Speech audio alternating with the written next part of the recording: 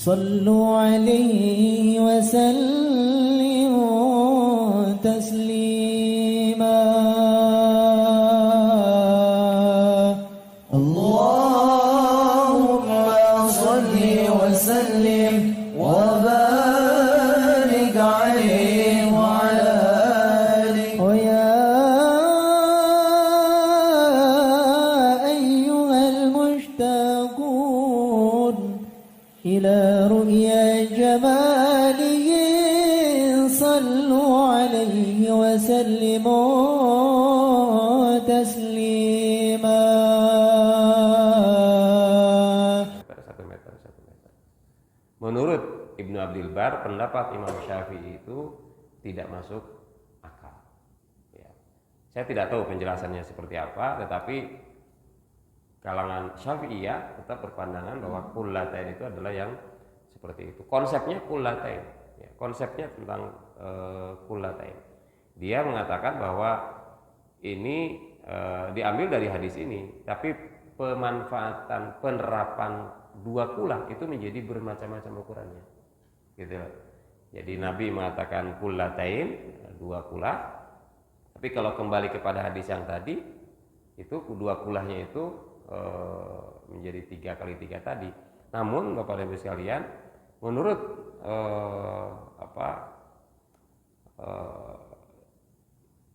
Sayyid Sabit begitu, bahwa dalil tentang hadis kullatain ini ada banyak syawahid. Syawahid itu ada banyak hadis-hadis yang mendukung tentang kullatain. Tapi saya mengikuti apa yang dikatakan oleh Sayyid Sabit ini, bahwa memang definisi dua kulah yang disampaikan oleh Imam Syafi'i atau definisi dua kulah yang disampaikan oleh Nabi itu dalam prakteknya menjadi berbeda-beda. Monggo, mungkin Imam Syafi'i ketika berada di tempat yang airnya sangat sedikit sehingga dia kembali kepada cara udah kita mudahkan. Jadi memudahkan itu kan kalau misalnya ini kurang dari kurang dari 2 kulah ataupun kurang dari 3 meter kali 3 meter, sementara tidak ada lagi air. Walaupun ada argumen pengganti, ya kan, kalau tidak ada air maka pakai tayamum, kan begitu. Sehingga ini padahal sebenarnya Imam Syafi'i itu termasuk ulama yang sangat hati-hati. Jadi diskusi tentang 2 kulah sebenarnya ada kesepakatan tentang 2 kulahnya, tetapi ukuran 2 kulahnya itu berbeda-beda. Nah, itu. Baik, itu tentang air yang kena najis. Sekali lagi, Bapak Ibu sekalian, ada 2, ada yang berubah, ya, ada yang air itu berubah bau, rasa dan warnanya, maka ketika kena najis maka air itu menjadi otomatis bukan air yang suci. Tapi kalau dia tidak berubah warna, bau dan rasanya, air itu tetap suci dan mensucikan. Tetapi ada koridornya begitu. Walaupun di situ akal aksar, baik sedikit maupun yang banyak, ya, di situ. Oke. Kemudian Bapak Ibu sekalian, kita bicara tentang as-su'run. As-su'run itu air sisa minuman, air sisa minum. Jadi kalau saya minum di sini kemudian sisanya, ya. Nah, itu. Huwa ma'un baqiyun fil ina'i ba'da syurbi huwa anwa. Jadi air di wadah bekas minum. Nah, itu namanya as-su'run. As-su'run itu. Kemudian di dalam kitab ini disebutkan huwa wa huwa anwa. Ada bermacam-macam jenis air yang sisa minum. Pertama, su'rul adamiyun, air bekas minum manusia. Jadi kalau ada air di mangkok, Pak Sigit minum gitu. Kemudian apakah air itu termasuk air yang suci atau tidak? Wah, najis bubulado bekas Pak Sigit misalnya. Nggak bisa menduga-duga. Nah, di sini ada beberapa definisi yang menerangkan kepada Ibu sekalian. Ternyata air bekas minum orang, Adam itu Adamiyu di dalam manusia, itu buat tohirun. Air bekas minum orang itu suci. Jadi kalau kita mau berwudu bekas minum orang, Pak Muslim kemarin di Mina wudhu pakai air mineral kan? Iya. Bekas dengan minum dipakai wudhu gak? Itu udah bener. Jadi bekas minum tetangganya, bekas minum temannya, bahkan ini dikatakan huwa tahirun minal muslimi wal kafiri wal junub wal haid. Jadi air bekas minum orang, apakah itu muslim, itu kafir, orang junub, orang haid, itu hukumnya suci. Jadi Mina itu orang itu mandi aja pakai air mineral, buang air pakai air mineral. Wudhu satu botol besar hanya untuk satu orang. Padahal wudhu pakai ini ya cukup. Bahkan pakai semprotan. Itulah yang menyebabkan, kalau dugaan saya kenapa napar awal apa napar sani Pak? Napar awal apa napar sani? Napar awal. Satu ada yang Betul, napar awal semua, rata-rata napar awal. Kenapa? Air habis. Air di Mina habis karena digunakan mandi. Air minum loh Pak. Itulah orang kita ini. Aduh. Bapak di maktab berapa Pak? 62 di bawah. Oh di atas lagi? di atas ya. Saya 66 loh, di atas lagi. Ya itu kekurangan air karena diminum, dipakai mandi.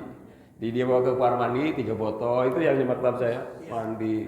Padahal persediaan air itu gudang gini Pak, banyak sekali untuk sampai hari tanggal ke-13. Karena habis dipakai itu kita kekurangan air. Ya itulah manusia kita itu. Akhirnya kita napar awal dan tidak apa-apa. Jadi Bapak Ibu sekalian, air bekas minum orang, apakah muslim atau kafir atau musyrik, junub itu yang punya dia tidak dalam keadaan suci karena habis hubungan seksual ataupun karena haid, itu suci Bapak Ibu sekalian. Dari mana? Wa amma qaulullah ta'ala, firman Allah Subhanahu wa taala, innamal musyrikuna najasun. Memang ada tuh hadis itu.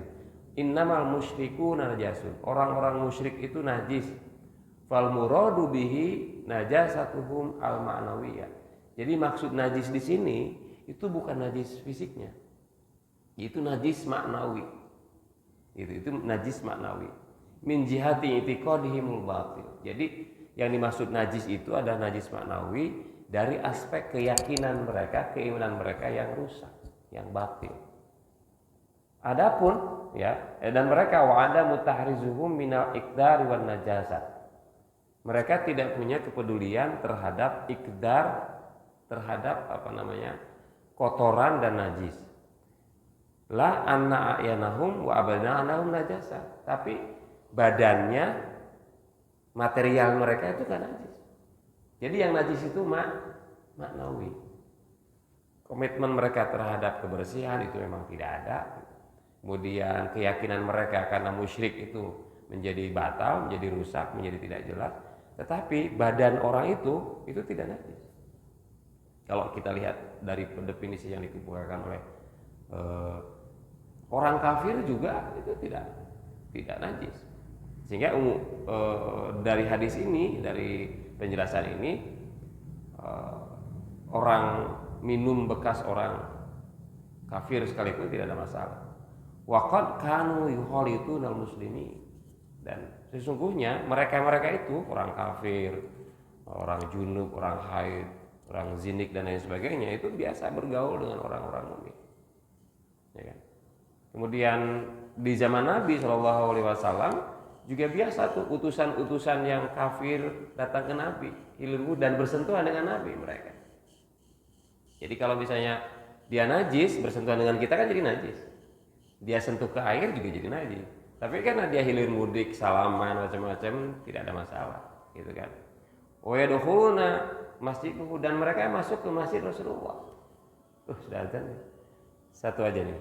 Mereka masuk ke masjid Rasulullah dan lam ya'mur bi gusti syai'in mimma sabahtu abadana. Dan Rasulullah tidak pernah memerintahkan ketika mereka masuk ke masjid, memerintahkan untuk membasuh, mencuci sesuatu yang kena badan mereka. Hari ini kita nggak punya pandangan nggak salaman dengan orang mukmin misalnya.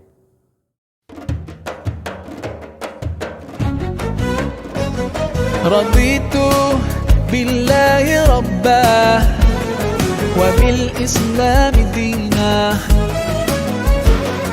رضيت بالله ربا وبالإسلام دينا وبمحمد صلى الله عليه وسلم سلم نبيا ورسولا